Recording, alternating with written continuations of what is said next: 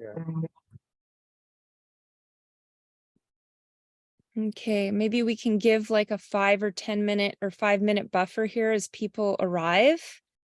And I will start letting people in. Thank you, Dana. Appreciate it. And hello, Alan.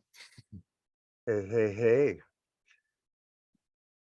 Thanks for getting up. Yeah. Yeah. I never went down, really. Never went down. Never went down. Yeah, make the whole evening there. Yeah. Got that Bali glow around you. Mm. Well, it's this is This is not. Oh, there's Nadia. Nadia is one of our people that are here at the center at the moment. nice to meet you, Nadia. Hi.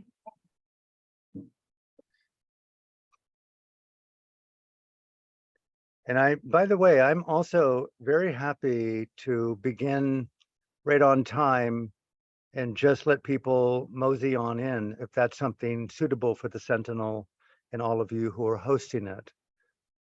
Sure, completely, we can definitely begin. I And don't- and as people come in, I'll let them in. So we'll just start. Welcome everybody. Thank you for being here. This is the Sentinel's first online event with yours truly, Alan Clements. And I'm Dana Taylor. I'm the event manager here at the Sentinel. We are going to be recording all of the sessions with Alan, and they will be accessible through our Vimeo account, and we'll be sending everybody who's registered a link after each session over 1 or 2 days. We just ask that you do stay muted while Alan is doing his offering. He will speak directly to engagement with you.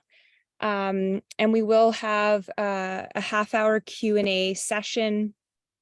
For that process, we ask that everybody raises their hand, and I will do my best to take priority and list everybody's wanting to ask their questions. Please make them clear and concise, as we only have the 30 minutes together with Alan. And if there are any technical difficulties during this time, just know we'll do our best to get everybody back together. And I'm going to pass it over to our co-founder at the Sentinel, Richard Kay, to do some introductions. Hello, everybody. And I'm Richard Kay, one of the co-founders of the Sentinel Retreat Center. Along with my wife, Jillian, who unfortunately can't be here. She's in another conference this morning, and she sends her dear, heartfelt love to Alan. I have the privilege of being a part of this transformative journey. We give heartfelt thanks to this incredible team that has brought us together here today. On behalf of all of us here at the Sentinel, I extend a heartfelt welcome to each and every one of you. The Sentinel is nestled on the serene shores of Kootenai Lake. It's surrounded by majestic mountains and is teeming in the beauty of nature. It is truly a living nirvana located in the enchanted town of Caslow, BC, British Columbia, Canada. What exactly is the Sentinel? It is more than just a retreat center. It is a manifestation of the Dharma in action. It is a living entity. We provide a sanctuary for those seeking solace and healing and trauma. And we do this by facilitating the use of plant medicines and psychedelics, and bring other modalities such as breathwork and meditations, very important to this whole process. Our mission is to train practitioners in the best practices and ethics of these medicines, ensuring the responsibility and compassionate use. Why? To realize the full potential of humanity. We are here. It's a great honor to introduce a man I hold specially dear in my heart, Alan Clements. Alan has been a friend for over 30 years, and during this time in the late 90s, Jillian and I had the great pleasure of his company. We all lived together while he wrote The Voice of Hope, one of the many remarkable books. In The Voice of Hope, Alan's beautifully captures the story of his friend and mentor, Aung San Suu Kyi, who has dedicated her life to serving the people of Myanmar, formerly known as Burma. as Aung San Suu Kyi is an example of the unwavering commitment to her people and the principles of Dharma. She has been an inspiration to all of us. Alan's friendship and wisdom has been invaluable to us, and I am forever grateful for his presence in my life. I'm married to my beautiful wife because Alan reminded my wife, Jillian, to remember the teachings of the Dharma in the face of adversity, when everyone said, get rid of that guy. For that and many teachings, I hold them dear in my heart. Remember that, wow. As we embark on this remarkable journey together in the series of mindful intelligence, meditation, and microdosings, let us embrace the principles of Dharma and the transformative power of the Sentinel. May today be a place of healing, growth, and hope for all who seek it. Once again, I extend my heartfelt gratitude to each and every one of you for being here today.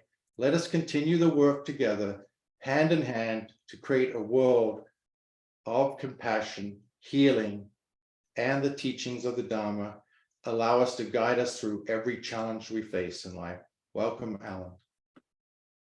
Wow. Well, Richard, what an honor it is to be listening to such a beautiful support of love across the continents here in Bali to Kaslo and all of you beautiful people for hosting this very, I want to say rare, it's rarer than rare, first time for me to be doing this.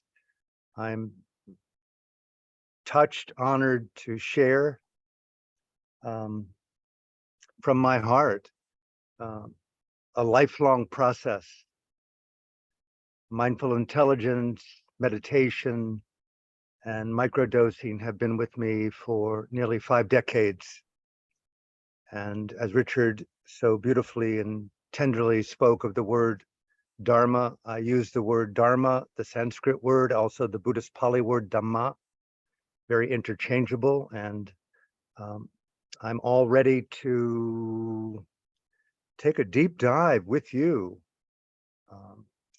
into these, for me, these timeless portals and their intersections. And I use this very calmly and carefully and deliberately for the transformation of consciousness. And that is a first for me. I've not ever really gone public as I am right now with my decades-long use of what I would call the psychedelic and its interrelationship, deep interrelationship with meditation and the central concept in my existence, mindful intelligence, which is the intelligence of the word Dharma or Dhamma. So thank you, Richard. Thank you, Jillian. Thank you, all of you at the Sentinel. I'm here in the middle of the morning, the night in Ubud, Bali. I came here in 1982, being thrown out of the country of Burma by the dictator as a Buddhist monk. The first of numerous removals. Parallel to my Dharma life, I've had a deep, indirect study of the psychology of totalitarianism, indoctrination, dictatorship. Burma, one of the most violent dictatorships in modern times. It's another topic altogether, but you cannot separate totalitarian psychology, indoctrination, mind control. Of course, the word misinformation is ubiquitous today. Misinformation with the study of consciousness.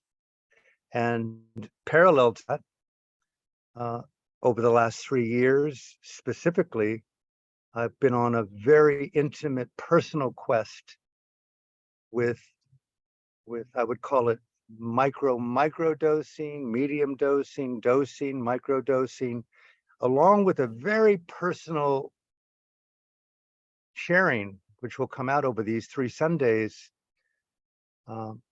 which I've labeled as self-therapy. So that's the beginning. And we're good. Everyone can hear me well enough and everything is smooth. If there's any technical difficulties on my end, this is Bali. It's a fifth world country. You never know what you're getting, and I hope you can hear me. Just let me know if I can do something differently or speak up or speak down or how to be more inclusive in this space with you. Hi, Crystal, good to see you. Okay. Where do we start here?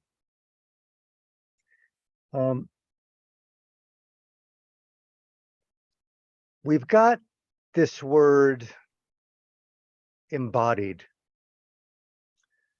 It's gone viral, embodied wisdom. And it's ironic for me that the basis of being, I use that very cautiously, carefully, and may I invite you to enter this space, this Dharma context, call it, as the Sentinel is a sacred space to explore beingness. And I'm one for language, and so be in process with me on the felt meaning of language. It's one thing, obviously, to listen. It's a deeper resonance to actually listen with the somatic, felt, resonant understanding of where the words interrelate with your own inner being. Right there, that matrix, that vortex, that interiority is where we bring mindful intelligence to discern the felt, resonant truth of something versus a bias, a prejudice, a distortion,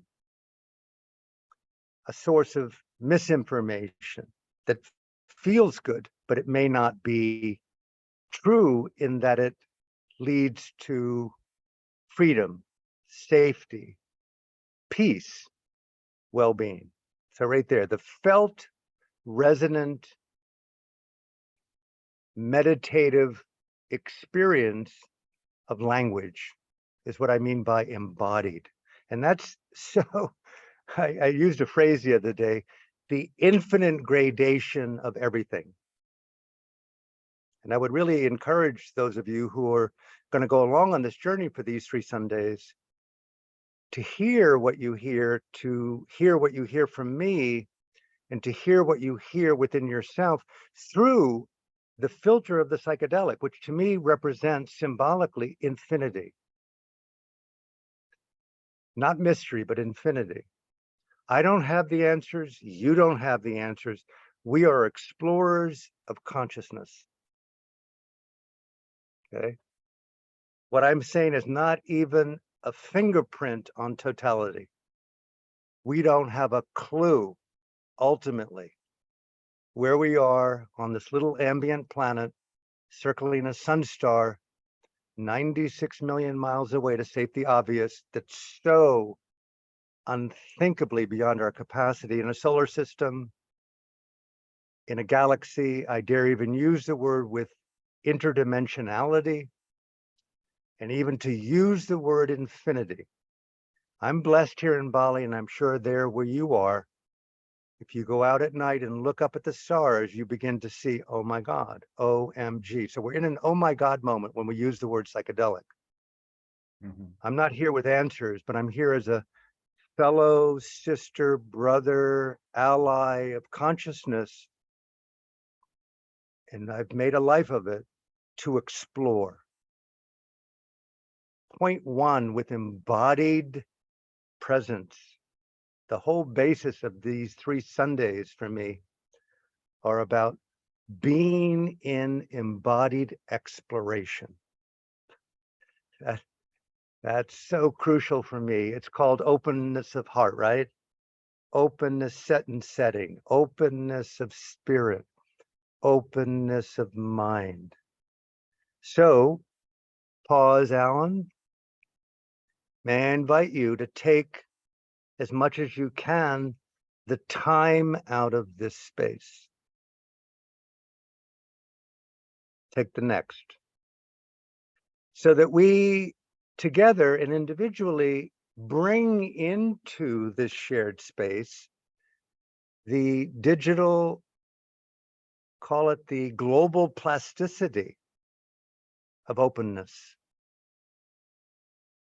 We're here at the forefront of God, meeting existence to discover what's important to live the best expression of human beingness in this little blip of time called a lifetime. We're giving it a go. We've been giving it a go for the years of our lives. And I don't know about you, but we're all living with the absolute clarity of mortality. We don't know when, but we all know that it's within the second. Earth is very old in the billions, but galactically, it's a nanosecond. We bring in the psychedelic to that. We bring in the word openness. We bring in mindful intelligence. We bring in embodiment. And it all point to me to the willingness to be open-hearted, to learn from the language of the gods, the goddesses. What's intrinsically coming through me as vortex of this totality, okay? That's what we have as a meditation. Are you with me? Am I being too this or that? Everything's cool? Great. And I just want to share with you the way in which I talk to myself. I don't want to teach anything. And may I add here just a little bit of a support for you. I don't know how many people are tuned in, but every now and again, when I come back into shared space, I'll invite, maybe there's a question or there's something that you need reference to help support you, because these ideas are very large, then they're intimate. And I want us to go on a shared journey, not just Alan sharing his idea of the journey. So just know that questions, comments, exchanges are vital for me. I cannot be who I am, as they say in South Africa, Ubuntu, without you. Your freedom and my freedom are inseparable, like the oxygen. But I want to share with you, in the least pretentious way possible, how I live, to let you oversee and hear my own intimate personal process. I don't believe in students. I don't believe in teaching. I believe in just open-hearted openness and sharing, because the psychedelic for me renders anyone who uses it, I think, wisely, and I use that word cautiously, in an innate humility. I mean, goodness, just increase the amount, generally speaking. And if you're not humble, guess what? You'll be humbled. We are in a humbling process. Equal to that, this mindful intelligence, which I call the MQ dynamic, is for me, and I use this very cautiously as a technological reference, it's the operating system of presence for me. I use this thing called safeguard mindful intelligence at all costs. It's my hands on the wheel of my totality. It's the rear view mirror. It's my eyes. It's my ears. It's my being. It's my seventh sense of what I would trust no matter what. Pause. Part of my vocation over the decades has been the study of all things prisoners of conscience, political prisoners. Burma is a country historically with decades of people called revolutionaries who stood up to imperialism. Burma was occupied by the British Kingdom for 121 years. Winston Churchill's father was the Governor General of India. He decided to conquer Burma and give it to the Queen, which he did. 121 years, just like Canada, where the indigenous people of Burma were genocidally oppressed by the white authorities from England. That left a historical, ancestral trauma that is unthinkable. Few people ever can figure that into the study of the consciousness of the Burmese, the Karen, the Shan, 132 different nationalities in Burma, a country 50 million people. It's been my petri dish of discovery, of humanity, of humankind and consciousness. I bring this up because normally Burma is thought of as a succession of dictatorships, but that's all post World War II, Mandalay, Rangoon, incessant bombing. It was some of the most ferocious frontline war ever in World War II with the Japanese fascists. Out of all of that came a resurrection of embodied wisdom, Dharma. I went there in 1977 to ordain as a Buddhist monk. Why? Like many of us that were young who grew up in the 60s and the early 70s, the power of the psychedelic, mind manifesting. I realized doing that nearly 150 times by the time I was 25 years old, that I wasn't insane. Growing up in the East Coast of America under Richard Nixon, the war machine in Vietnam, and the craziness, not too dissimilar from right now. Burma was the country that said, we study consciousness as a system, and they call it the study of the Dhamma or the Dharma. And I went, holy hell, I want to do that. And so I went there, I ordained eventually. I studied under the mindfulness meditation teacher, Mahasi Sayadaw, who is considered the worldwide grandfather of the lay mindfulness and the lay meditation movement in a monastery in Rangoon. Jump time, back to right now. Embodied wisdom. Mindful intelligence. Transformational consciousness. These are words. Whole body awareness.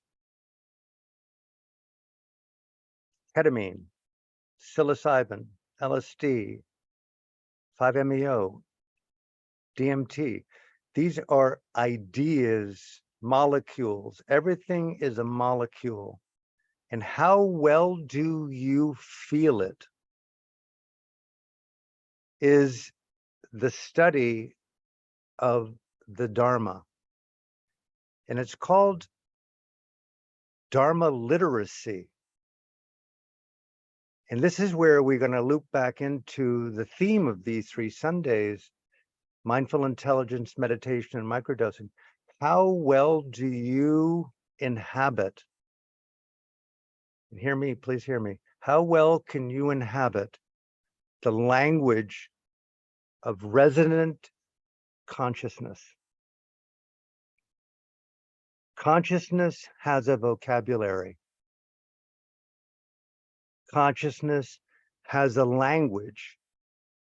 Freudian, Jungian, Gestalt, cultural, Hindu, atheist, South American, Catholic, Christian.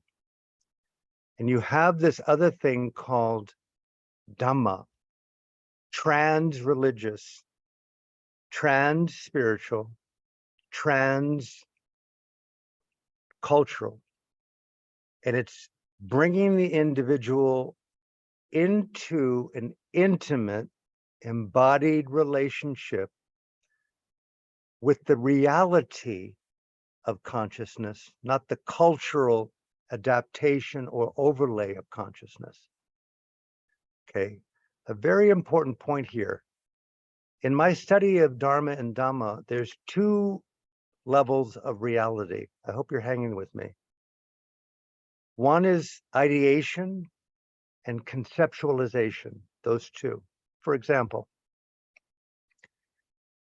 I want to eat some really great vegan food today is an idea. I would like to drink some really pure water with that vegan food is a great idea. It has nothing to do with actually drinking and eating.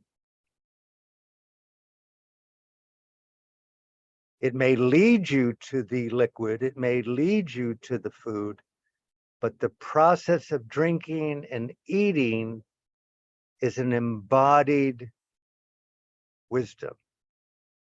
What is the reality of drinking the water? What is the reality of being in the ocean, not talking about swimming in the lake? Feel the nature of the water itself on the body as a felt sensation. So the distinction between America and Canada is an aberration agreed upon as a border, but there is no border between the two countries. It doesn't exist except as an agreed upon idea projected upon reality. Are you with me? That's a huge distinction to see how much of our lives are infused in what I would call, bear with me, it's early in the morning here, the cult of conceptualization. You see how captured we are by concepts and how easy it is with eyes wide open to live in the ideation matrix and often miss the experience of embodied, somatic, cognitive, resonant, felt presence. It's different when you touch a human body than talk about touching a human body. Meditation is the reality of intimate cognitive self-touch, free of the conceptual overlay of what's going on, because that idea is very different than the felt reality of what's going on. That's a whole other intelligence. Are we okay? Okay, cool. I dare ask if there are any questions, but that might even open up. But if you do have questions, feel that they're human, they're natural, they're important, they're vital. Let them sit, let them be felt, and in due time, shortly, I'll have Dana maybe see a kind of cognitive hand and take one or two, and then I'll go back into my little spontaneous riffing. But let me re-express what I've just said for the first 30 minutes. I am all over the psychedelic as a felt resonant experience to bring me into direct contact with consciousness and body simultaneously in what I call, this is a very, very important formula for me. And I want to reiterate it as if it was a hip hop chorus line. I equals NTW. I equals NTW. What do I mean by that? Inhabit. So when we talk about mindful intelligence, meditation, and microdosing, I would encourage someone to learn the art of how to inhabit NTW, now, time, wisdom. That's NOW, time, wisdom. Wisdom is a very specific word. We must be extremely sensitive to the long life study of the meaning of wisdom. We can't assume that what we are learning is innately wise. Pause right there. This wisdom word, I want to introduce again as what I said earlier, infinite gradations of everything with the word wisdom.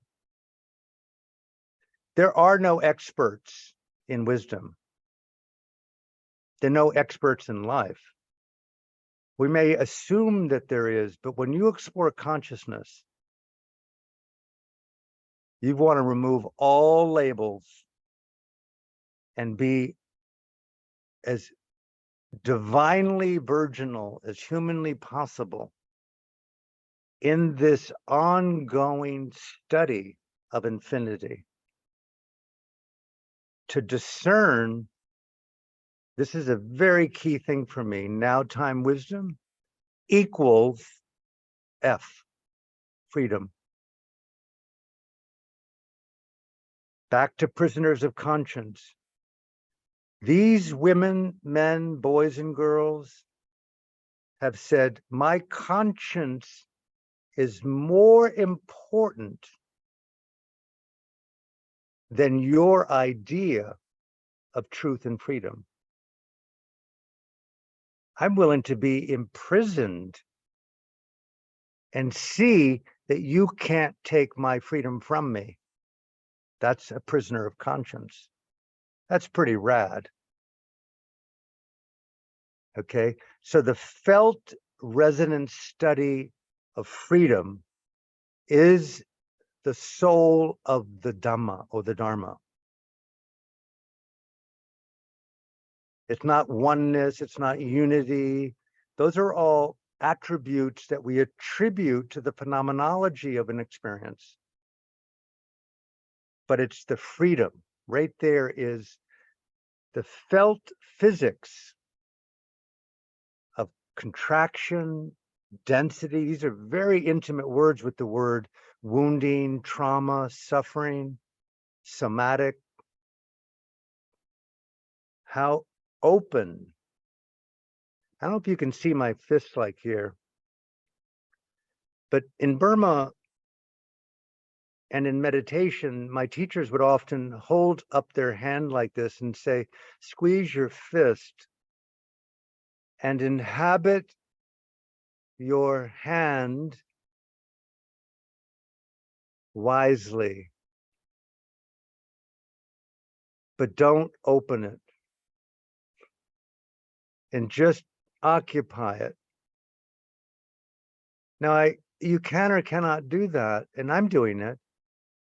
And my teachers would say for nearly 45 years while I was with them off and on while they were alive, what does it feel like to inhabit your fist?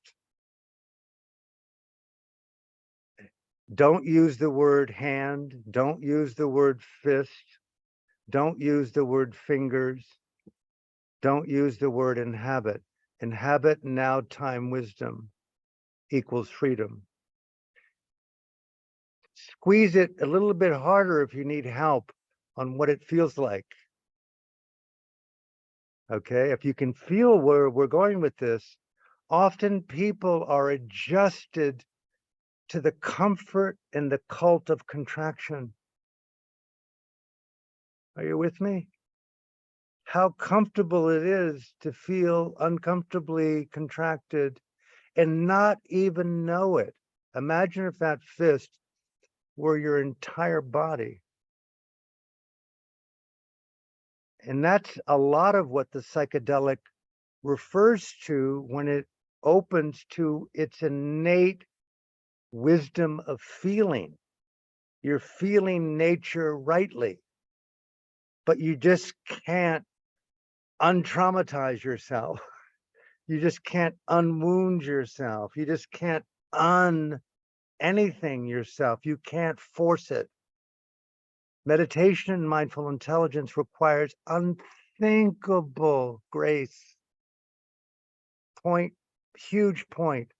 The essence of this first Sunday is reverential self-compassion, grace, with the intrinsic complexity of being human. It is not easy to be alive, no matter who we are, anywhere in the world, throughout eternity. It is complex. And when you meditate, you begin to feel what we call innate contraction. And my teachers would say, stay with it. Now, release your grip and don't open your hand. Right there is the meditative edge of self-respect. That's where dignity and stature and the radiance, what we call in Buddhist terminology, the bhavanification of being, the release of contraction,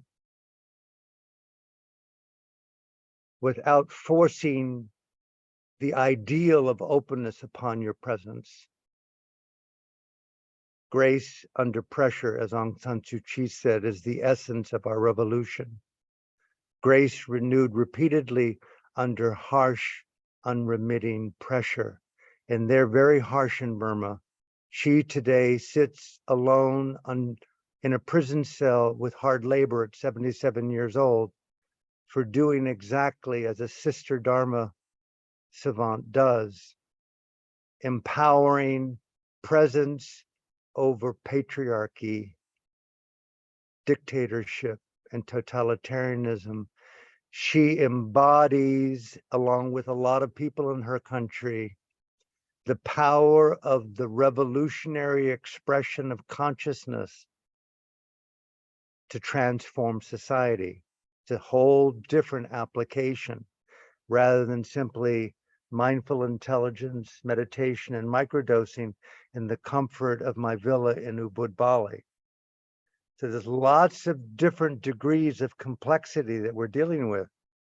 One is internal to the mind and body, the fist, and just lower your hand, Alan, and just feel, oh my God, you've let go of self-contraction, and yet your hand isn't totally open. Don't demand an ideal of what openness looks like. Right there, infinite gradations of everything. I want to emphasize this point. Everything a human being does is in spectrum, is in gradation. The word love, compassion, kindness, generosity, patience, determination, authenticity. I look at them in myself as much as I have the courage on a spectrum of infinity. Not black and white, not either or. And living within this infinite spectrum of states of consciousness allows an innate dignity, stature, and humility and tolerance of others who do not live in accordance with how you think life should be lived. We're grading it by infinity. And who am I to evaluate and judge what another being can do when I myself am living in an unwillingness to participate in dogma, in conclusions, right there. My teachers would always encourage people in meditation, keep a mind free of conclusions. When I'm dosing, keep a mind free of conclusions. Stay open, keep opening. Invest in the openness. Okay, pause. So I've been talking for about 40 minutes, and I want to invite, if anyone has any questions, don't hesitate to give that little cue to our beloved Dana and let us talk a little bit, and then I'll carry on in any way that seems to be valuable to you, to us, and to the greater we that we sit within. Anyone with a question?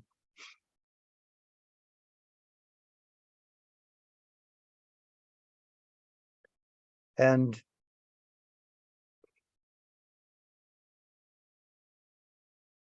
I'm very comfortable, if you haven't noticed, with carrying on with themes, but I just want to make sure that you are definitely respected and attended to.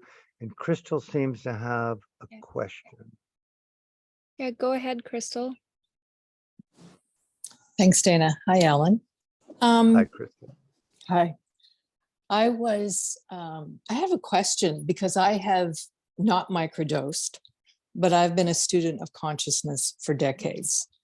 And really, I feel really deeply tread the path and had a lot of experiences gleaned from it all of rich wisdom and awakening and expansiveness, and I'm always pushing for more. And can you tell me how the microdosing enhances that journey? Does it accelerate it? Does it nuance it? Do you go deeper? Different revelatory experiences? What would the difference be between adding that to the journey and what I have done? I'm just trying to find where I can see you again.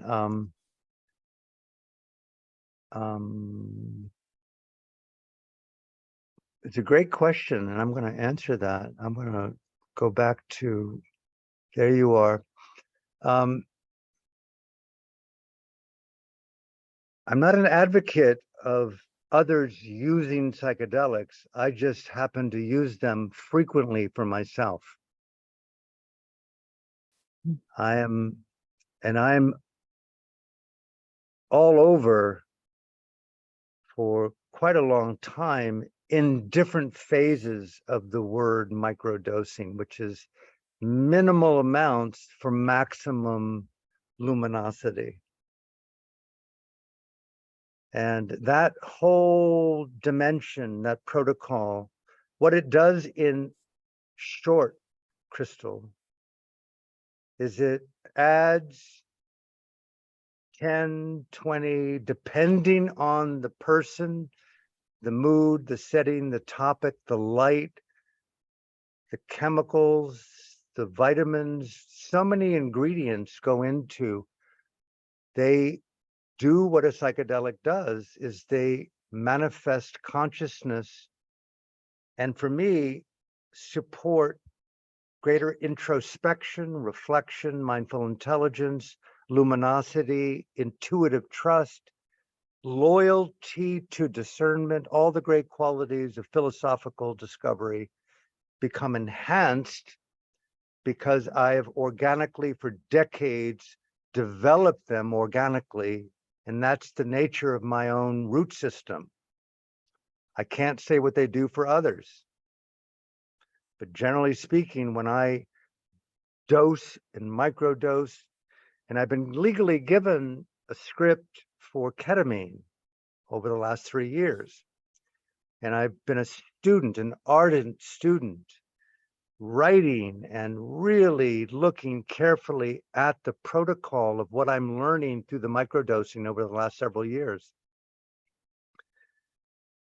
Along with psilocybin, really high quality organic psilocybin.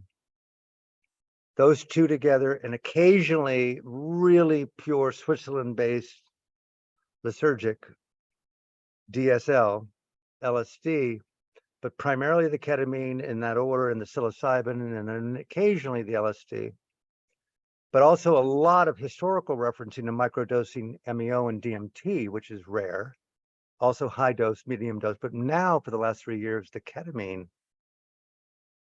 Cannot say enough about its power of self-discovery. It brings you into the formula that I express, inhabit. You disassociate with future. You reassociate with intimate felt cognitive presence.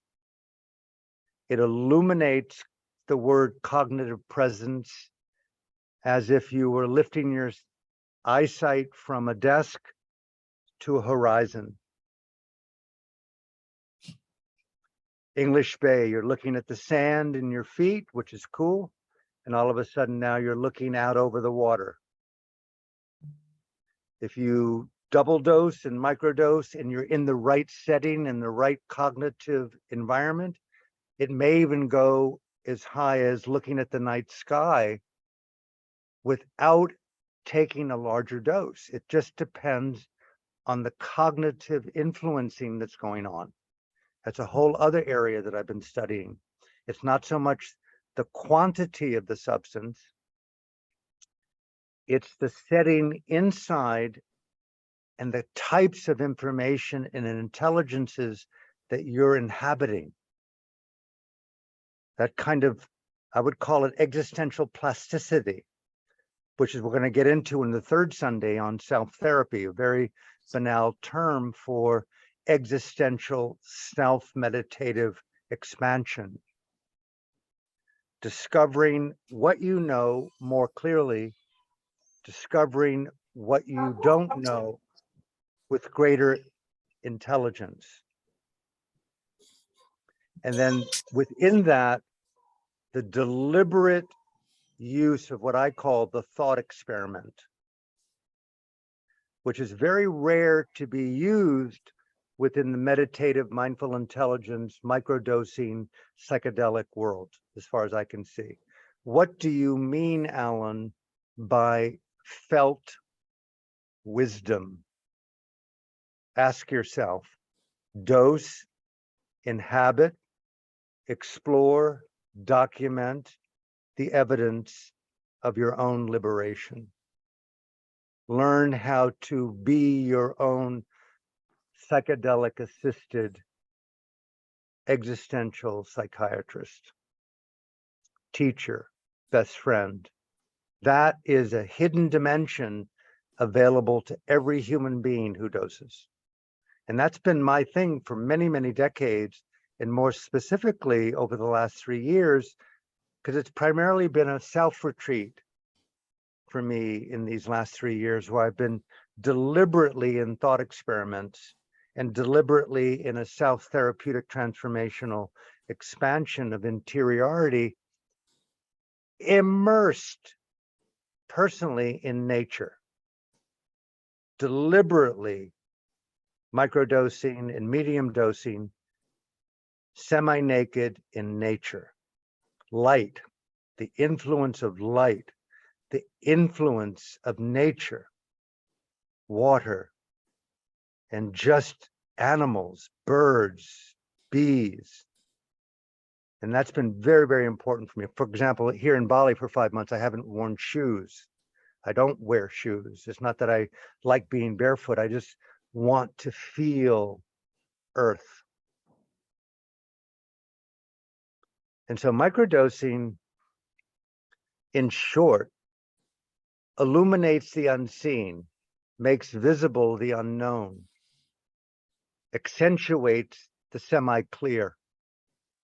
But it depends on the individual's use of it, skill set, and the next thing you know, you begin to see more of your own identity clearly. And do you have the tools to begin to shape her, feel her, honor her? So it's a little bit, oh, wow, I've influenced myself in a way that's very interesting. I would call it the equivalent of like almost 4 or 5, 6 or 7 days in a retreat environment with just a small amount of a psychedelic. Next thing you know, you're going, wow, I've really accentuated consciousness through a molecule. And then you can play with that again in the way in which you resonate with the felt meaning of language. This is where I come into the word mindful intelligence. Let me just say a little bit more here and come back to you, Crystal. And thank you for being so patient, all of you, for listening. This word intelligence is so important for me. I just feel that if we were really more and more intelligent, we would see the lack of intelligence in the use of violence as in any way efficacious towards a goal. We would see that communication is the best mechanism of transformation of culture and society and politics. It's the lack of someone's ability to understand the felt meaning of intelligence with qualities, women know this, of mutuality, awe, wonderment, curiosity, all wonderment and curiosity. The psychedelic and the microdosing ignite those three qualities: awe, wonderment, and curiosity. Generally speaking, even someone probably, I can't say because I don't do a lot of empirical checking, but I notice in me, regardless, cool, sit back, inhabit, and oh, wow. Wow, that's very, very interesting to me to see the influence of something so small and illuminate something so large. And you can document the evidence of this discovery by simply a very small amount of this molecule. So the smaller the better, to test for oneself over a period of a week, a month, 3 months, 6 months. What is the influence of this in my psyche, in my subconscious, in my dreams, in my behavior? In short, it allows me, supports me to inhabit, I would call it my inner Dharma yoga, my mindful intelligence. That intelligence is an infinite dimension that can be nurtured, developed, as you know, and really inhabited. And you go, oh my God, there's so much here. Infinite gradations of compassion. So the last point about the microdosing, it opens doors where you didn't know there were doors. It opens windows where you didn't know there was windows. And you begin to see, oh my God, possibility, opportunity, delight in expansion, spaciousness, creativity. All those natural qualities of the feminine, the divine feminine, are accentuated for me when I microdose. So that's the short answer of something I've been doing for nearly 50 years and actively for the last 3 years. And I wish a little bit more right now. If I could take a couple of minutes, I probably would too. Do more. Thank you, Alan. Yeah. And it feels like, from what you said, it would be a carrier for everything else that I've done, and really enhance also my creativity with painting and the writing. So thank you for that. I've yet to see in myself, I've yet to see anything marginal with it. Quite frankly, I'm a little bit in elevating awe that you kind of think and wish and hope it could be more consciously advocated and legalized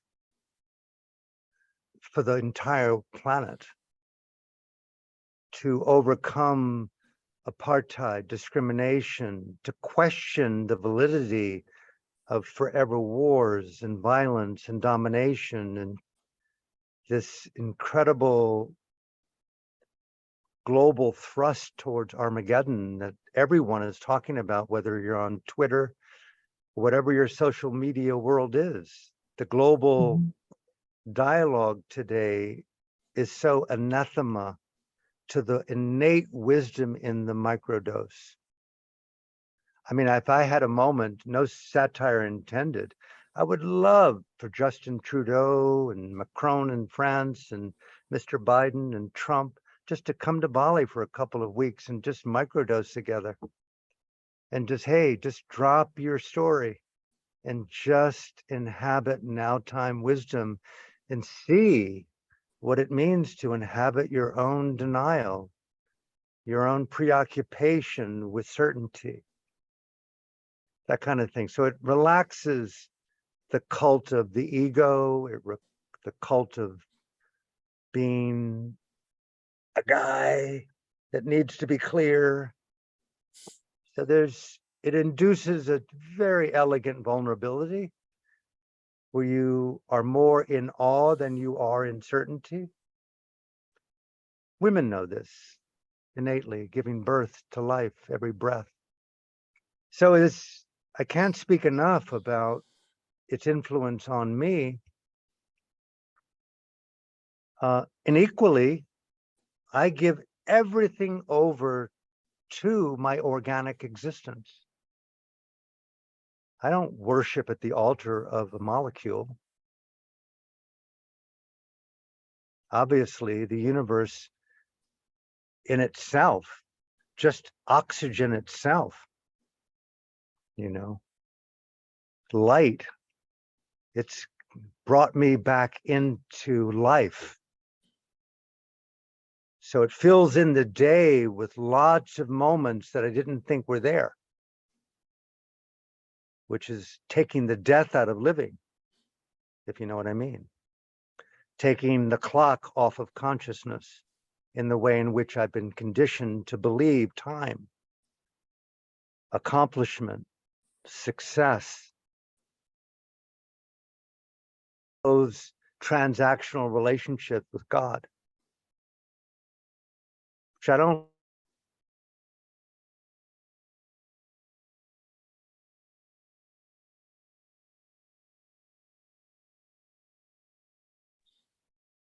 Oh, he froze. Let's see here.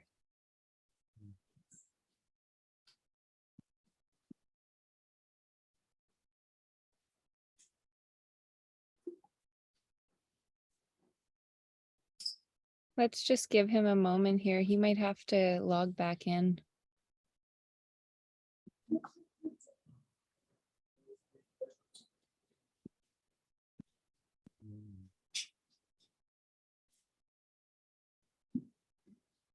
Yeah, he'll have to Yeah, come. and if we all turn our cameras off while he's joining, it sometimes helps his bandwidth as well. Okay. You're on mute, Alan. Are we doing okay? Yes, thank you. Okay, that was my best answer I could give about microdosing. I hope God listened. I wish more people did it more frequently and I had more people around me that were doing it with me. That's wonderful, Alan. I always wondered and I didn't know, so I'm so glad I asked that. And that really illuminates what I did not know, and Yeah, it's I'm very all over interesting. the microdosing. I don't use this microdosing king kind of consciousness, but I'm not into hallucination at all. It's enough of a hallucination already.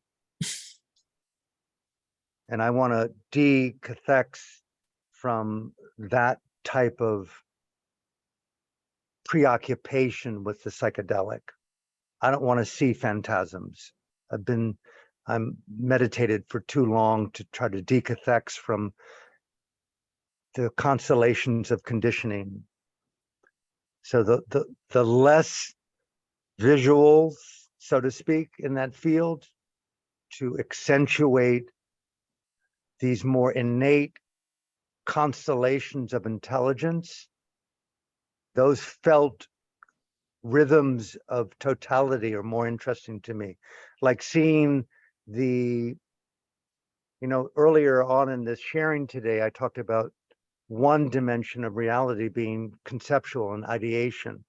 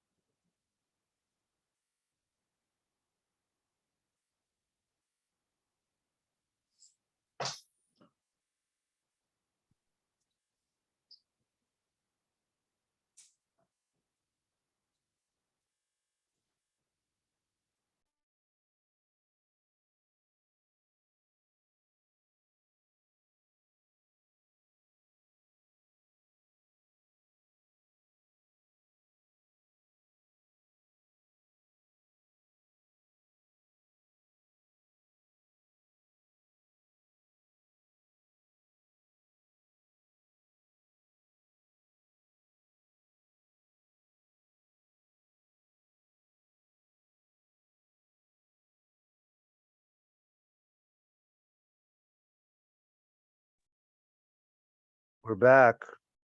Yeah. All I can say is it's Bali. Or that or God. Okay, we're back. Okay, cool. I'm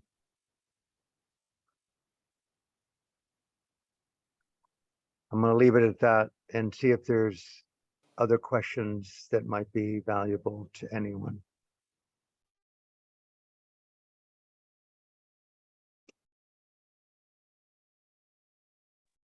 Go ahead, Nadia.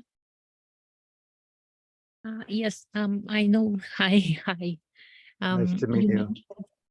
You mentioned a little bit about LSD, and I have personally tried it twice, and it didn't have much effect on me. But I was telling Richard yesterday, it had a really profound effect on my partner, where his post-traumatic stress disorder was gone after basically one session, and he had it for 15 years. But for me, I didn't experience anything, just quite a bit of discomfort. And so I've done a lot of mushroom medicine in the last 3 years. And I was just wondering how does it compare? Is it similar, or what are the differences, and what are the benefits of LSD, and what is the best way to use it, or in your experience? Nadia, nice to meet you. Nice to meet you too. I'm listening to myself listen to you, if you can be with me on that. I'm listening to myself listening to you. And I'm immediately thinking,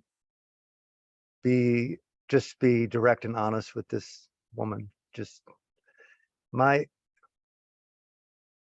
It's a vast topic, and I would only encourage patience and care and non-haste to explore it. It's different for everyone. And talk with Jillian, talk with Richard, talk with others if you're at the Sentinel. Just what has been your experience with the use of these substances to illuminate being? What value may they have for me? I can share just my own process. I've never advocated for them for others. It's just not been my vocation. I don't even today advocate the use for anyone to use any of these things. This is just a self-revealing process. And how I use the smallest amounts, primarily of psilocybin and ketamine.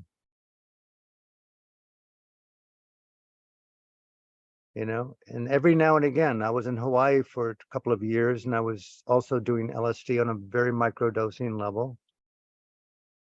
And I just, a real believer of the best way to put your foot in the ocean is to do that. The smallest amounts in safe settings, and just take the pressure off it being right or wrong, and just discover that which you feel you want to discover in yourself. And I don't know how else to direct one towards what are the key issues, questions that are touching your soul that you wish to be discovered.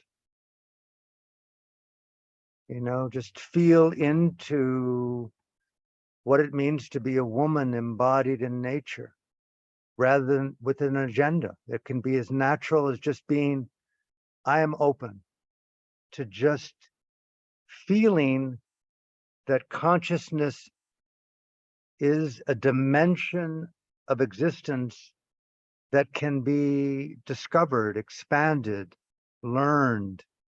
Like you're in an environment, I'm in an environment, we're on the same planet. Consciousness is an environment.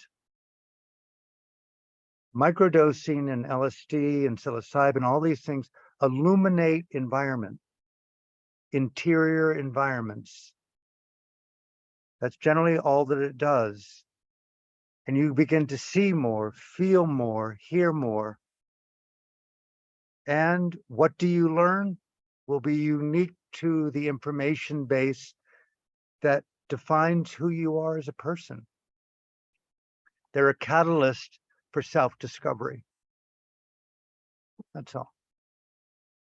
Take the pressure off it and empower you as vehicle.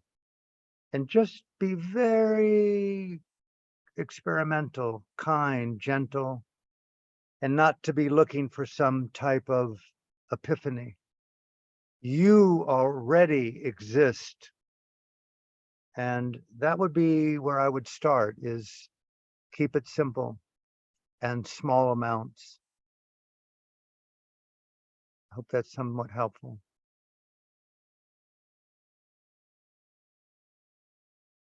For me, I'm a writer and a creator, and I'm involved in deep interior introspection. So it allows me to situate within unusual formations of thought and feeling.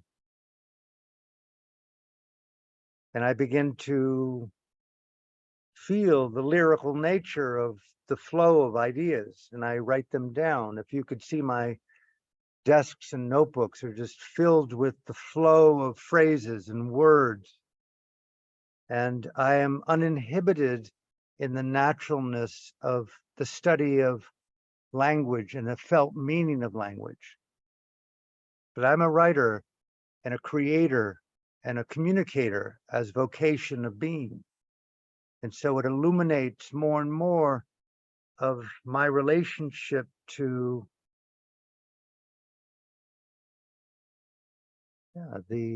what do I mean, Alan, by the word love? Don't use the word love. Don't use the word tenderness. What do you feel is a way to reinvent the meaning of that? You're embodied in a body that will die. What does death mean to you today, Alan? Bring that into high fidelity. You're breathing right now. Breathing will stop. How do you feel about practicing dying? What does that mean to you? Does it mean practice living? Is it morbid to practice dying? Give yourself the gift of pressing edges, of feeling your own mortality. I've done that numerous times, microdosing. Wow, wow, wow. I can see that I can die quite calmly. I'm very comfortable in my body with the perception of no longer being able to emote. It's okay. For me personally, no, applause needed. I have removed death from existence. I'm not afraid of death. I have no, what's more concerning to me is not being able to see someone I love again. And so it invigorates that place in me to give forth more. Are you with me on that?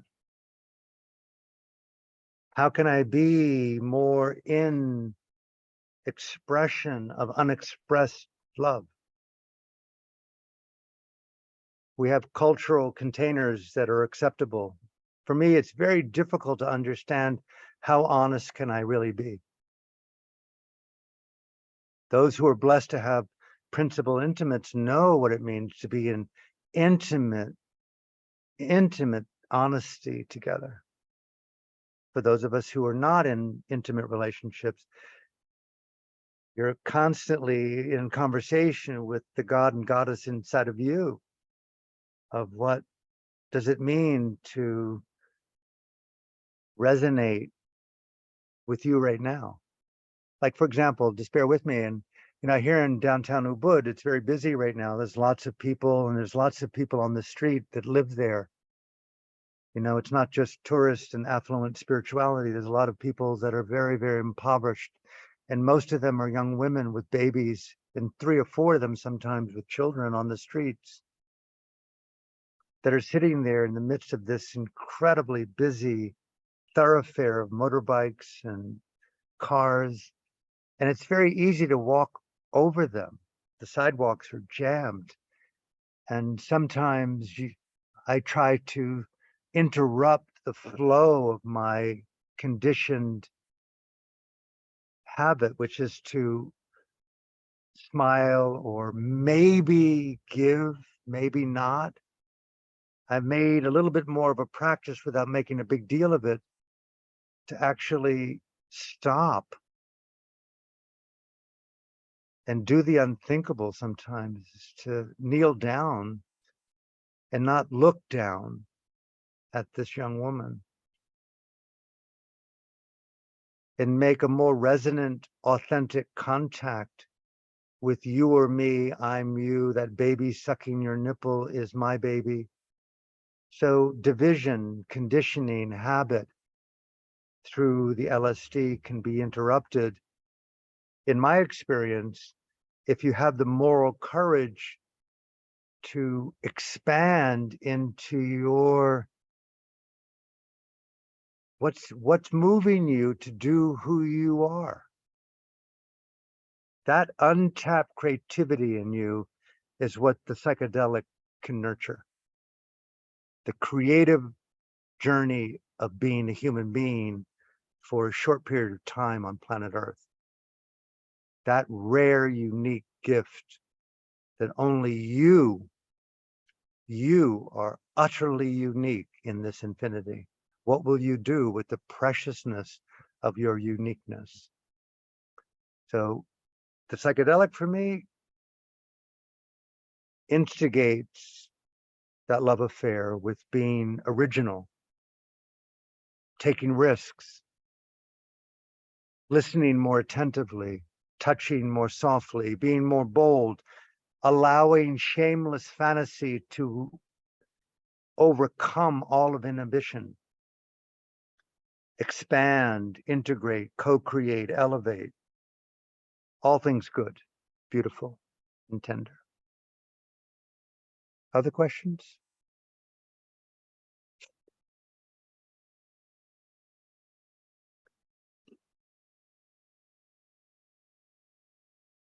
I never did get into, if you do have questions, and Dana, I'm going to leave it to you. I don't know what I'm looking at except all of you.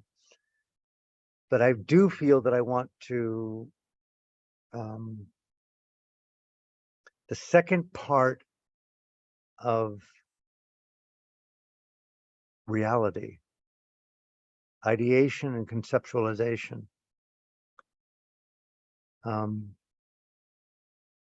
is called ultimate reality.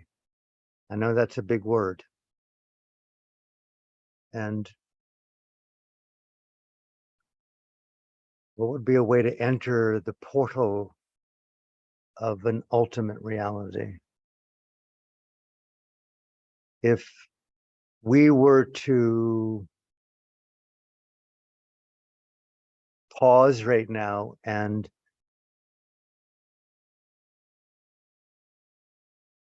microdose something, whether it be whatever,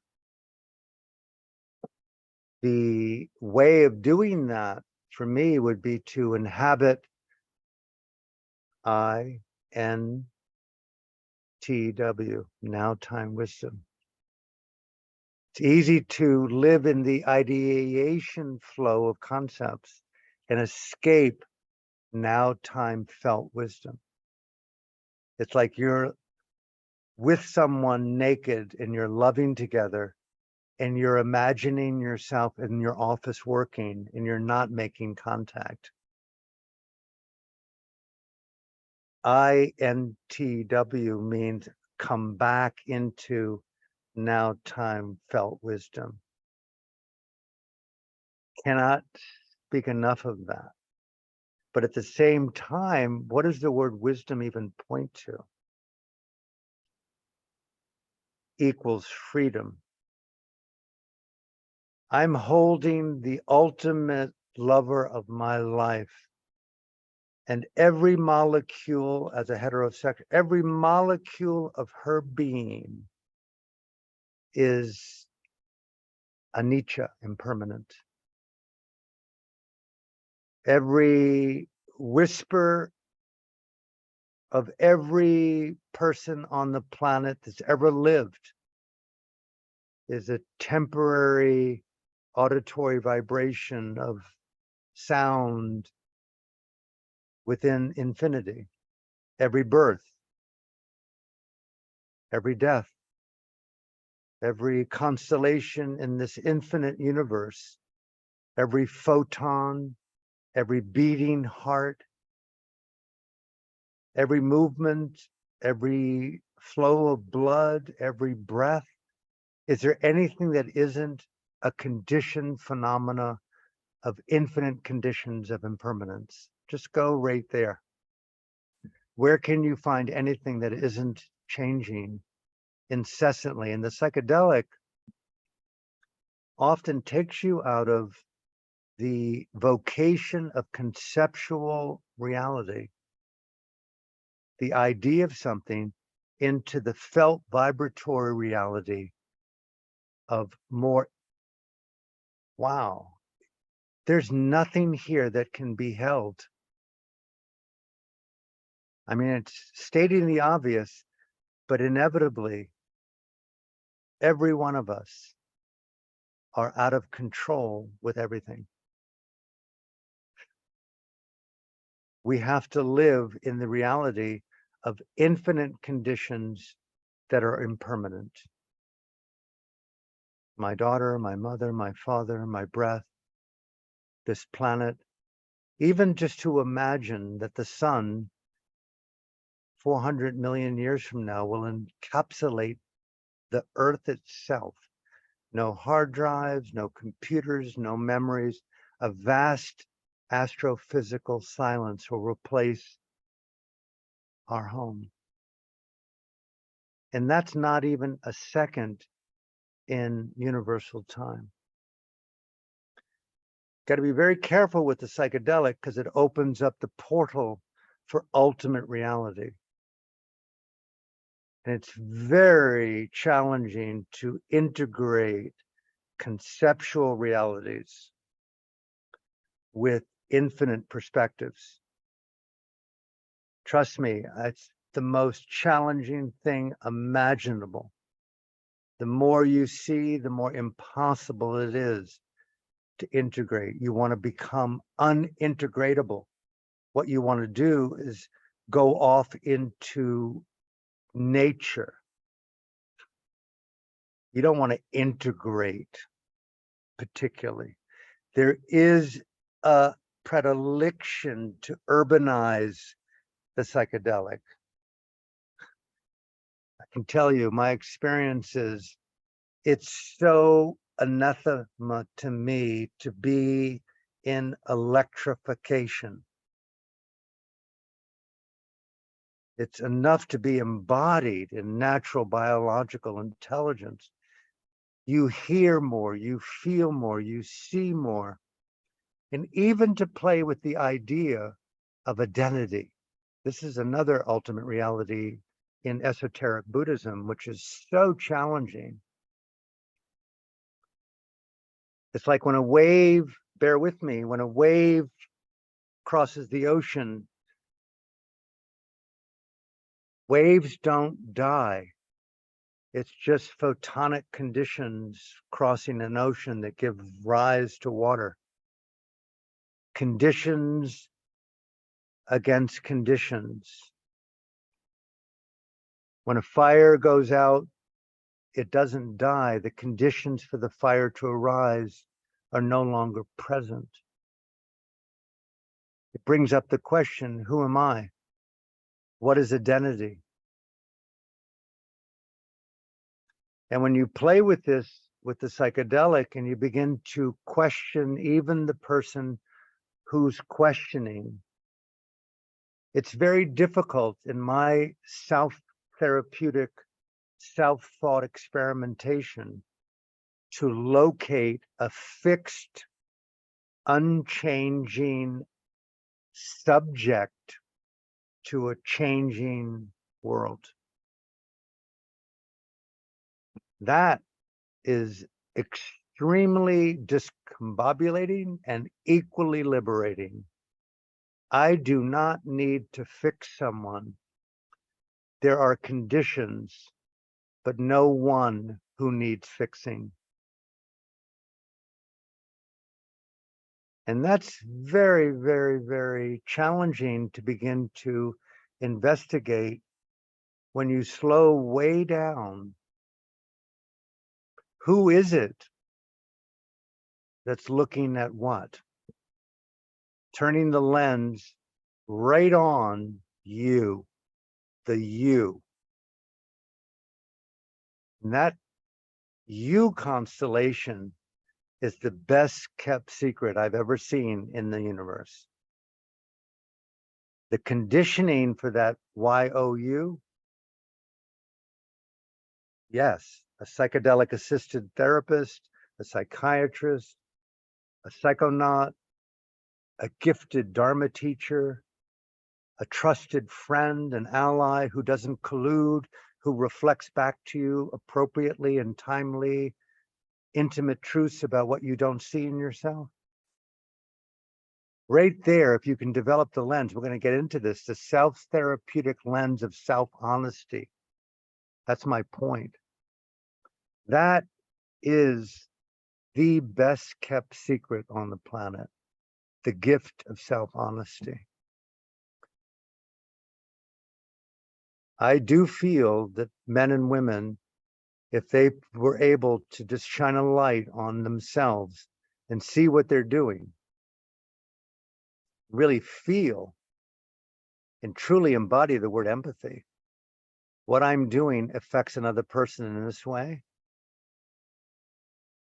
Those weapons that I was given to Saudi Arabia to create the greatest humanitarian crisis in modern times in Yemen, where 300,000 men and women are cannibalizing themselves based on American weapons and profiteering on a war that's largely unnoticed. You would see that you would not want to do that if you imagine those child was your own. That intimate self-reflection through the psychedelic lens is humanly possible. I hold out that we don't need more research on the value of psychedelics. We need to decriminalize it, and it needs to be advocated as mandatory use for people in positions of power. We need to examine your psyche and subconsciousness to see whether or not you are adequately, morally, ethically, spiritually intelligent and sufficiently enough to handle the job of leadership. That, to me, is an advocacy worth fighting for.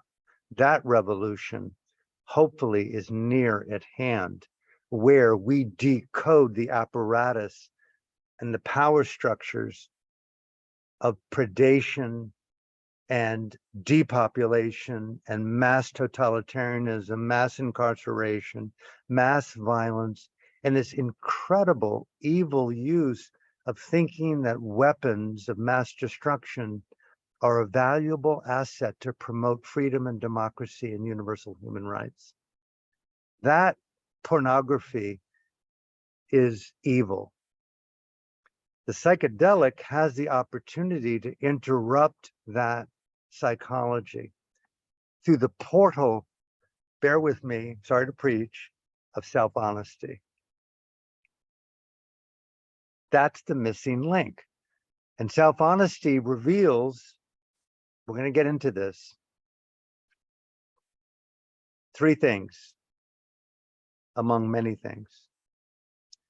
It opens the door to one of the best kept and tightly locked secrets of consciousness. SD, self-deception. You cannot say enough about that blind spot within the human psyche. The perversion of consciousness based upon the false certainty of looking at something wrongly and calling it truth, and in fact, it's a lie. SD, self-deception. That psychology, that existential human psychology embedded in the genome of consciousness, we must collectively, I beg people, that's the revolution of the spirit that I learned from Aung San Suu Kyi in Burma. We must decode self-deception if we hope to live in a sacred world. We must decode the second word, denial. And we must decode the third D, disassociation. Self-deception, denial, and disassociation. The psychedelic, to me, creates an awe which I pray all of us loop back to our own developmental process of how well am I inhabiting the now time wisdom of self-honesty. Am I really saying that which is true? And how do I know that to be true? You know, right there is where this so-called very difficult form of psychic existential camouflage, the sociopathy filter, pathology filter. Often people who promote pathological framings live in pathological denial of their own pathologies. Look at the medical models going around.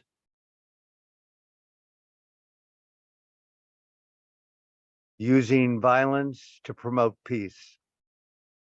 Sorry. It's pretty obvious you don't know what you're talking about. So you got to really turn the lens right back on virginal you, becoming your own most radical shaman. You have to become accountable to you. And this is one of the great secrets of meditation and mindful intelligence, is what is conscience? Not consciousness. What is conscience? In Burma, if I can go on about this, it was a revolution of conscience. Are you with me? A revolution of conscience. Can you feel the appropriateness, the skillfulness, the benefit of what you're saying and doing that's larger than your own self-interest? And can you, in conscience, creatively look for ways to cohabitate creative outcomes other than the use of coercion, manipulation, and violence? It was a feminine, divine feminine inspired revolution of conscience, using the old, timeless vocabulary of the mind, words. Burma's revolution was using auditory vibration, speech, as a revolutionary action.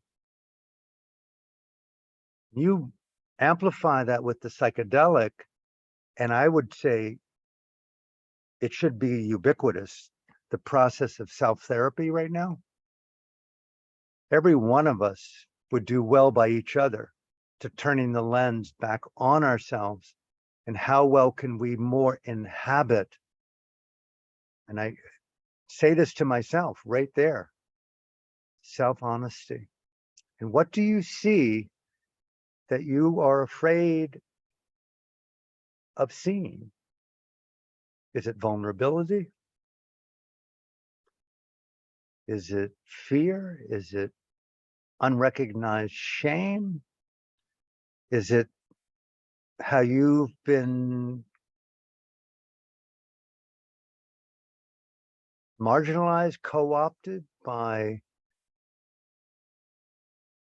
corporate capitalistic policies without even knowing that you're drinking and eating and breathing those plastics? You can see it. Just pause and look around the world, read the news, doom scroll. It's pretty bleak out there.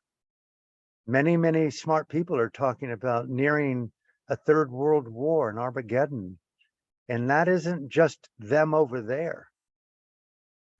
So coming down off of this polarization pyramid, the process for me is increase the dose until self-honesty becomes the priority. Then wean yourself and then begin to strengthen self-honesty in its more organic nature. That's why microdosing is so important for me, is that you know that you are inhabiting the intelligence of courageous, ethical self-reflection. And that's a very important thing, and I'll stop there, is ethical self-doubt. Ethical self-questioning. Meditation is actualized in an individual over the 50 years that I've been associated with meditators by their skill in self-questioning. And you can see it with teachers and students, how they get into hiding protocols.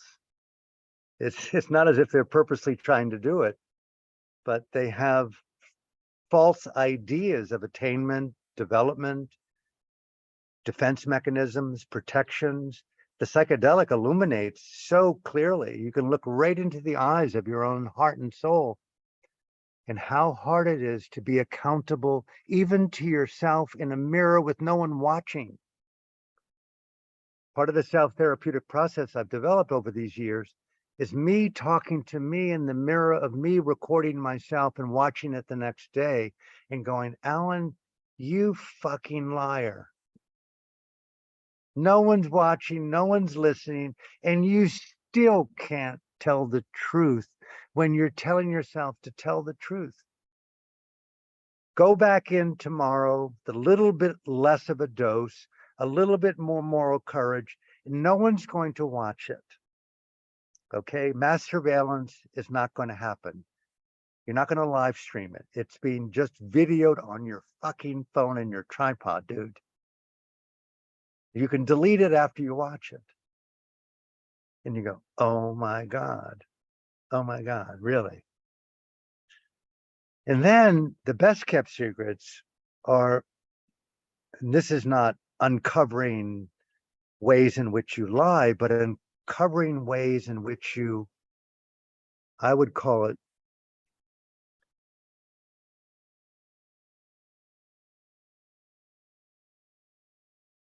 am I still there? I dare use this, and it's just your greatness. I say it softly.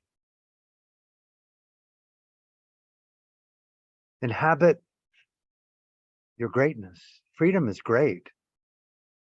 Aung San Suu Kyi told me in Burma, the ones who were the most vulnerable were the ones we felt that were the most courageous in the face of fire, not the ones who were the strongest, who said that they would never run.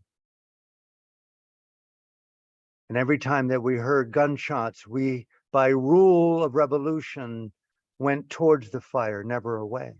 Wow. Wow. What an act of conscience, moral integrity. I said, what is the essence of your revolution of the spirit?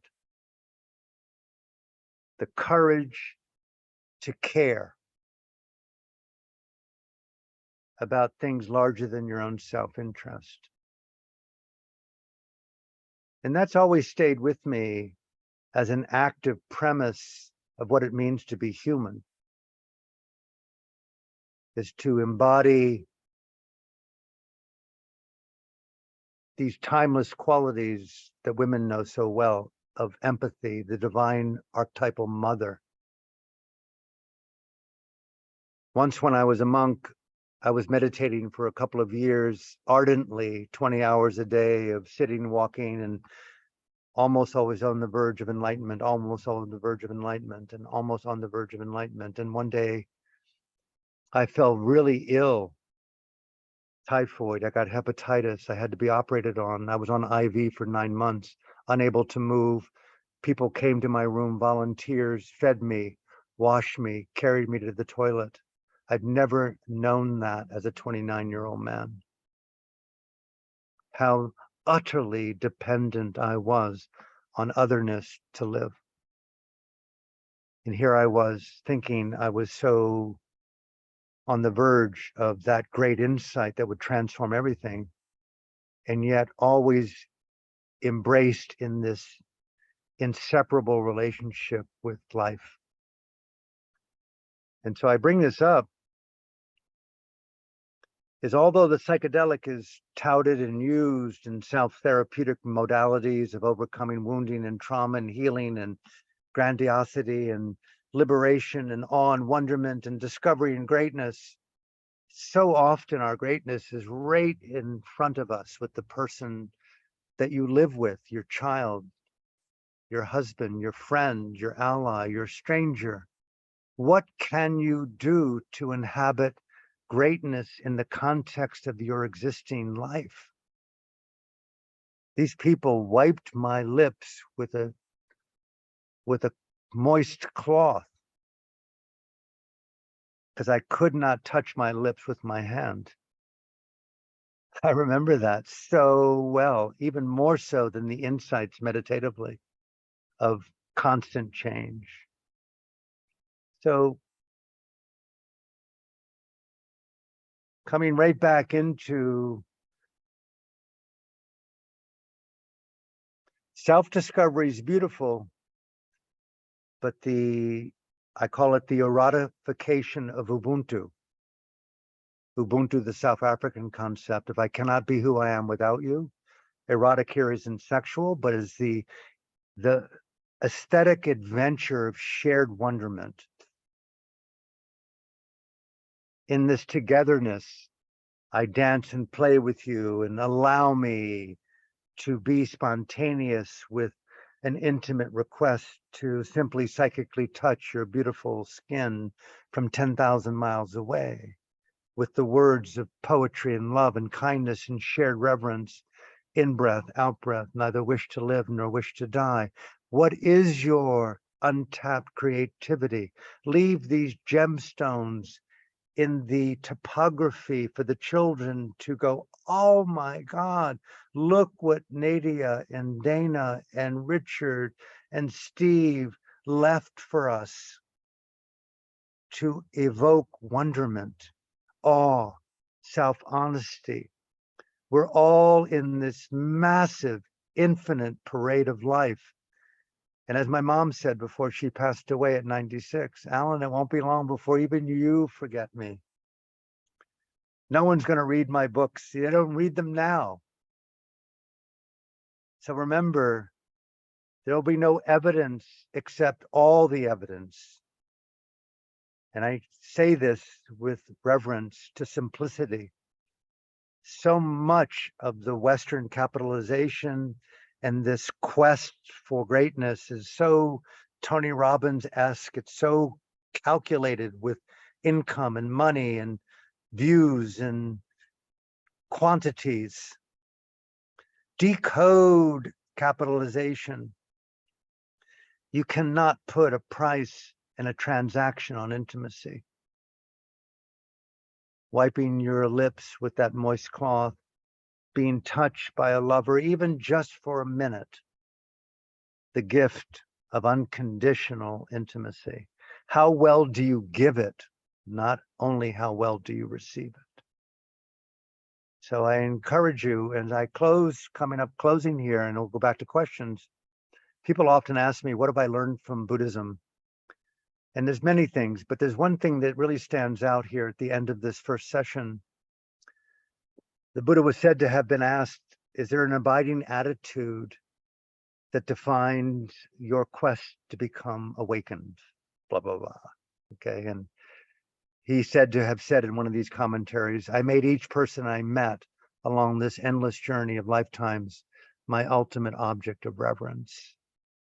There's something in that for me that was very touching, of unpacking the word reverence. You know, when you're with someone who's really special to you and that vibrational frequency of intimate connectivity when you're on a psychedelic, and how does it feel to be with you, with me together right now? You know that feeling? You'll remember that feeling and the quality of it. Well, that quality of vibrational presence is everything. How well do you inhabit? INTW is how well do you inhabit the wisdom of your frequency? And what kind of gift do you bring to that presence? To the squirrel, to the butterfly, to the dragonfly, to the oceans, to your body, the way you touch, the way you self-love, the way you put soap on your face, the way you brush your teeth in the monastery, I was told. Do you do it with reverence? I know it sounds a little bit kind of New Ageian, but it's not. It's not. I watched my mother when she was 96 brush her hair in her final week. In breath and out breath, we were told as monks and nuns, neither wish to live nor fear dying. Every out breath, you don't know whether it'll return. All sounds like cliche until it's no longer cliche, until you dose and microdose. Next thing you know, you don't even need to dose.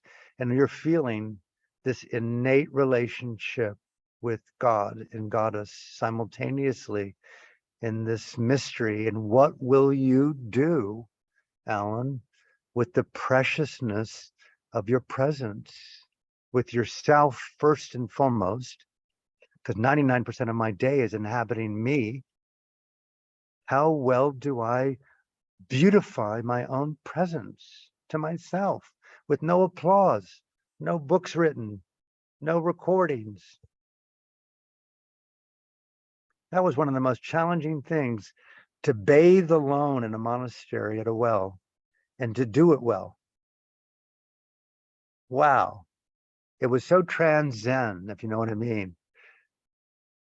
That's the psychedelic. It's like, oh, wow, look and feel at the nuance of something so simple as bathing.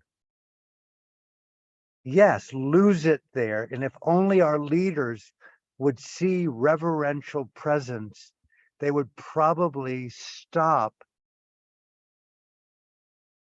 so many of these conditioned habitual behaviors and just take a big breath and say, you know, we don't need another weapon. We don't need we just need to breathe, undress the future with this pretense of clarity and truth that's mistaken for the best kept secret of all. It's just reverence with just being alive. I think right there, if only we knew what we're in, and that's what the psychedelic provides for me, is awe. It just decodes the ambition, the pretense, and you just feel and you go, oh my God, this is light. And innately, my anxiety, my stress, my trauma, innately, they just, like I said earlier, don't try to open your hand, Alan. Just stop clenching it and just be in the vulnerable process of infinite gradations of everything, including openness. There's no overcoming trauma. It's just the confluence of beautification at the edge of a sensation. We're in an environment with infinite holocausts. One rape is too many. And to empathize and feel that is going to be an act of compassion that really, really hurts, to know that that's your daughter. There's no getting out of this easily, except the courage, and I conclude my part of this, the courage to feel. That's what I saw in Burma with political prisoners. I refuse, they would say, to participate in your idea of incarceration. Welcome to the mind of a prisoner of conscience who's ethically rooted in conscience and dignity. How many times in the 10 years of interviews I did with these prisoners when they were released, many of them are dead now. Many of them have been re-imprisoned. My dignity is not yours to take. In breath, out breath. And as Nelson Mandela said in his book, Long Walk to Freedom, there wasn't a day in those 28 or 29 years of being incarcerated that I did not think of freedom and freedom for my people. But I refused to let those iron bars incarcerate my conscience. That's so rad. So we have all these catalysts. The Sentinel is a catalyst. Dana's a catalyst. Richard's a catalyst. Alan's a catalyst. The psychedelic's a catalyst for greatness, for reverence, for awe.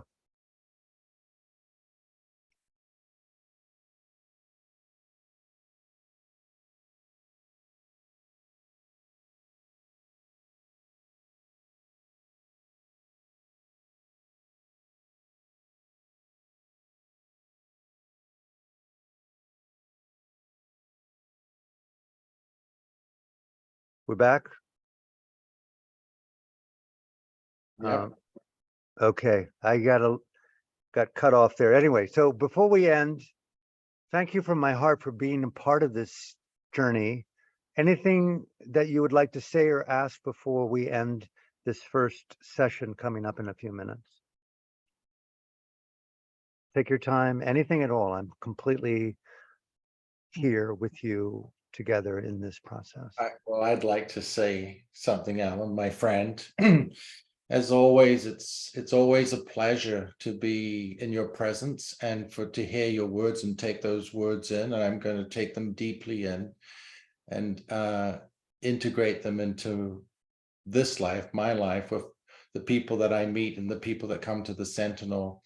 And it's not your words, not to take lightly, but to actually build that muscle of those words. And you said in the very beginning, words, I think, go something like this: is the energy. I'm aware of the energy of my words into existence as they create. And we see the power of that manifestation happening. And just sharing that with all the people that come here at the Sentinel and all the people that work here and do their work. I see it every week. I see people come in their whirling samsara of the rotation of the continuous thought. On Thursday and on Monday, they are releasing, they are present, they are in communication, and they're therefore going forward in their journey exactly with what you were saying into their lives, where they become the beacon of light in their communities, their families, and their friends, businesses. So they actually are the ones making the difference in everywhere that they move, like a satellite, like a piece of light. And as we blow that into existence and we ignite that, we share in this great journey called a life. So I thank you for knowing you and sharing with you these many, many precious moments. My heart is full of you always, always, always. Thank you. Sadhu, sadhu. Thank you, Richard. What a beautiful gift to hear that and feel that. Thank you, my dear man, for being so beautiful in my heart right now.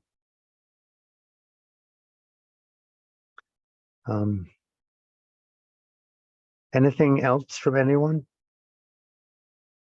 I have a question for you, Alan. In speaking to self-defiancy, this energy of, I guess there is a name for it, Watiko, I've heard, like this Watiko energy of manipulation and violence and that exists on the planet in our conditioning. And I'm curious, like for you, how, like through all of your mindful intelligence ways of being and in the world, how you work with this, like how you're working with these interferences is kind of how I've been, this is the word I've been using, because like we are interfering with so many different energies and thoughts, ideations, as your conceptions, all of this. And through, you've spoken to microdosing and in your mindful intelligence, but what is, like, can you give me an example of a way that you're allowing and accepting this energy of self-defiancy?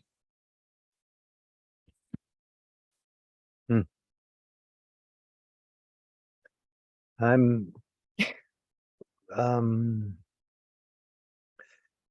everything I do feeds everything I do. My 5 miles of walking barefoot in the grass every day, my meditations, my yoga, my sleep, my diet, my rest. I have formulas that I work with. I preserve my personal peace at all costs. I'm extremely sensitive to the felt reality of presence in my life and have virtually no ability to associate with negativity, contraband, or even a few seconds. So I tend to be a very active misanthrope. You know, I'm very into my creative incubation most all the time. Very selective about who I associate with and what I read, what I listen to. Self-preservation, self-actualization is very connected to how well do I beautify my day-to-day life. I've been in war zones. I was books and films. My first book was about genocide. I lived in northern Burma in an area up close to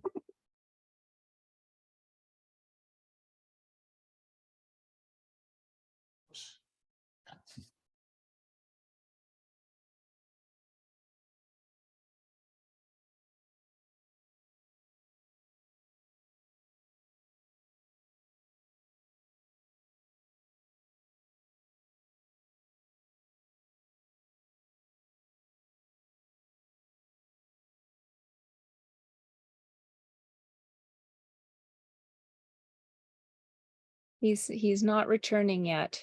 That's fine. It's beautiful. Yeah, Alan has lived on many war zones. It's Mhm. so including Croatia, many. It's like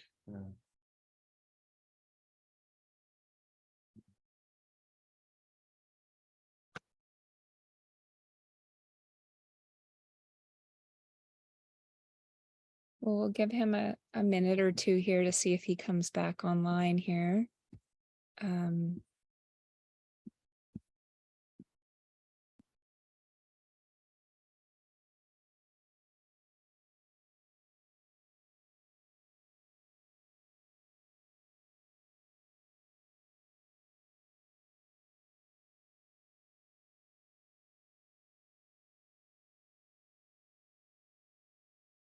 Okay, here he comes.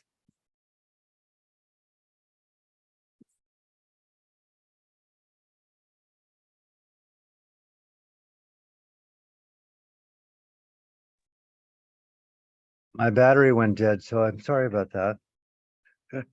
Right at that moment. Can you hear me? yes, we can hear you. Okay.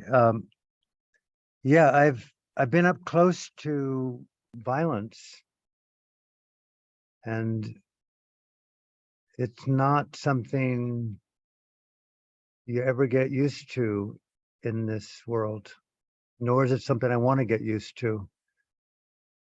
So my advice is that you're sensitive enough to feel this type of impact. Let it educate that part of you and strengthen that part of you as I talk to myself in this way. That discovers more ways to be both resilient and creative in finding ways to overcome it and to not ever give up the revolution to overcome what is intrinsically a very bad design of existence, that there's violence. It's not an illusion of the human psyche that it's real. It's a bad design intrinsic to the physics of existence. That's one of the great gifts of Eastern thought and Buddhism especially, is that they demonstratively, Dana, talk about the flaws of existence. And one of them is what they call intrinsic dukkha, which is suffering. And one of the most dramatic aspects of suffering is external violence upon innocent individuals, people.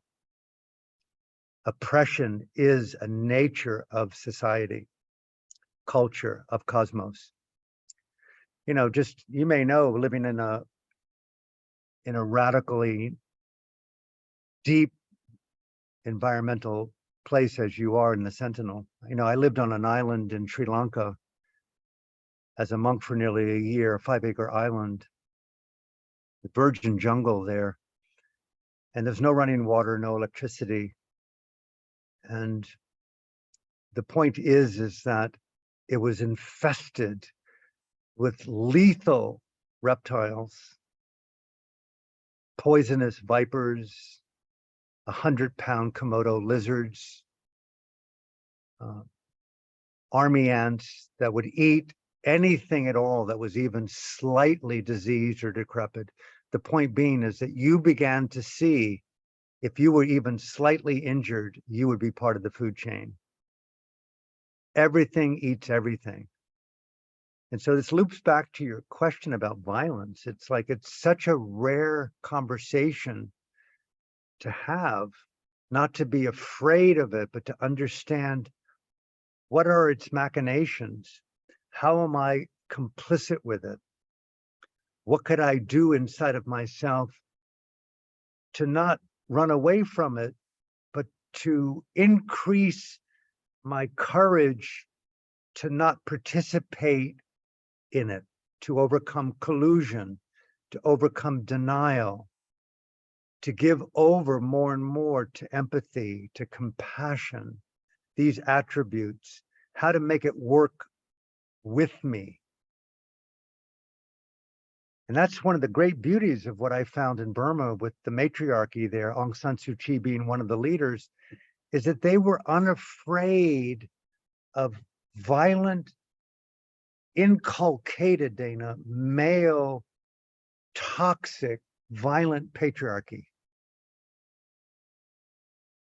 They said, hey, we refuse to demonize you more than you demonize yourself by your own blind behavior.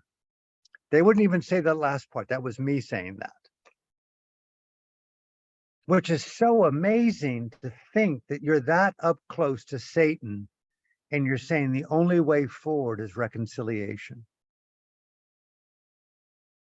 So that's you as woman know intrinsically the archetypal role of epic trans forgiveness. You know, I've gone on and on about this, and please bear with me. It's so important.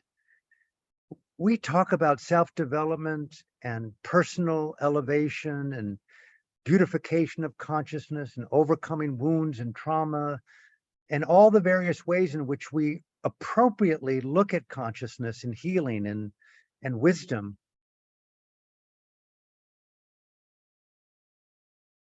But equally to that is this vocation of really stepping out there and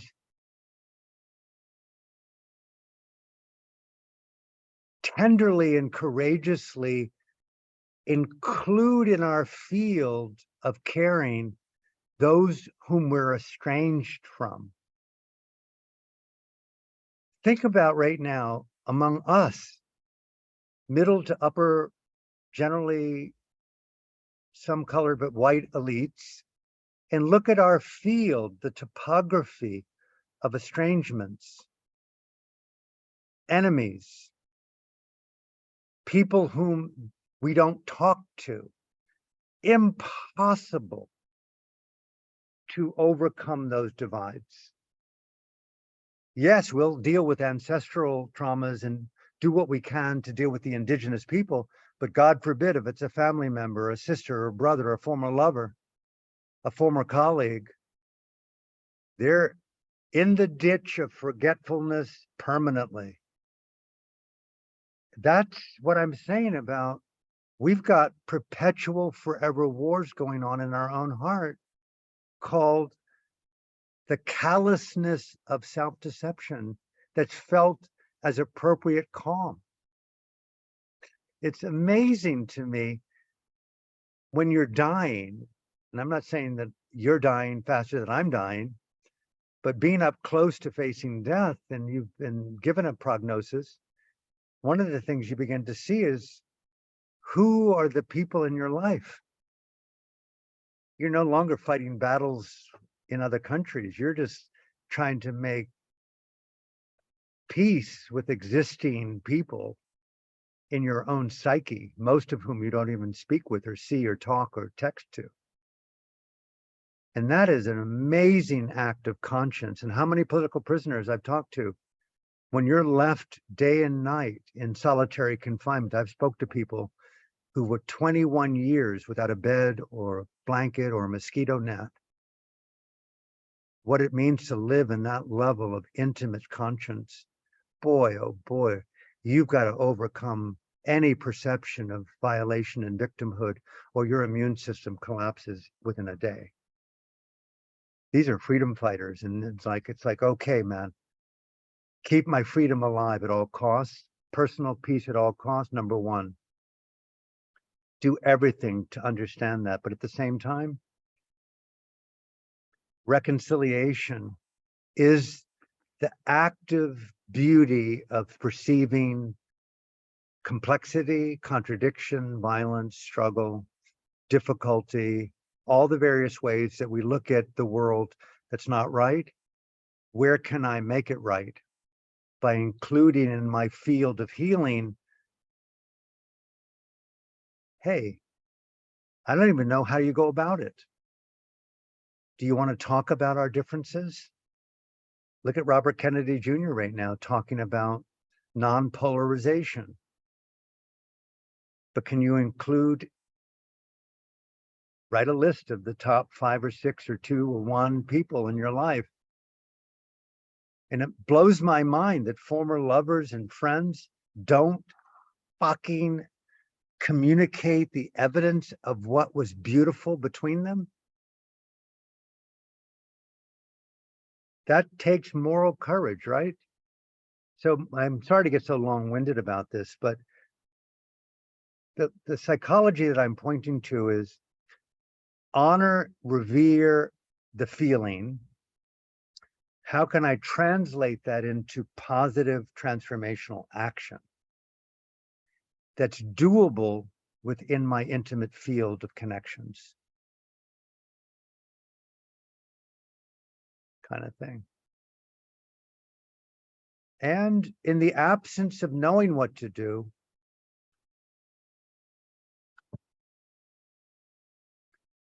one of the things in the monastery, I'll promise to close here, is one of the most abiding instructions that have stayed with me in how do you meditate.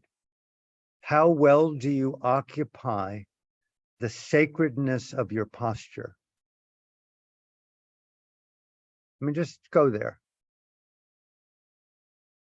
No time off, inhabiting now time wisdom equals freedom equals inhabiting the sacredness of your own somatic posture, the sensations of presence. How well do you sit? How well do you eat? How well do you reach? How well do you listen? That's the aesthetics of your presence. You can never go wrong, no matter what the perception, to re-inhabit what I call I equals NTW equals F, freedom, now time wisdom, reverential aesthetics of presence. And from that greater strength and beauty, we're more able to know what to do, who to be, when to do it, more skillfully feel, listen, and learn, and walk, and inhabit. That morsel of food, as we were encouraged in the monastery, your first and your last. How well do you chew the food that was gifted to you? And let that nurture you and feel the space in between the next bite. Take the future out of presence. So there's lots of, I end with this, infinite gradations of everything to the answer to what you're saying. And I hope there's something in that where you and I could resonate with, we felt and heard each other. I hope there is that resonance. So Thank you for your question. Thank you for your good heart. Thank you for your presence. Thank you for being in the role that you are here in this group. Richard, thank you again. Everyone else, thank you for participating. And I look forward already to next Sunday. And if you're listening and you're involved, bring in your friends. And what a gift. All of you who are holding sacred space. You know, the Sentinel isn't just in British Columbia. It's a consciousness. And it's a rare consciousness to inhabit anything to do with sacred, reverential communion today, to give the children, the animal, the bird, the trees a chance to breathe in peace. And that's what we're doing together here, is to really elevate the status of existence. So from my heart to yours, thank you for tuning in, and thank you for being a part of my life, temporary as it is here, and have a beautiful day.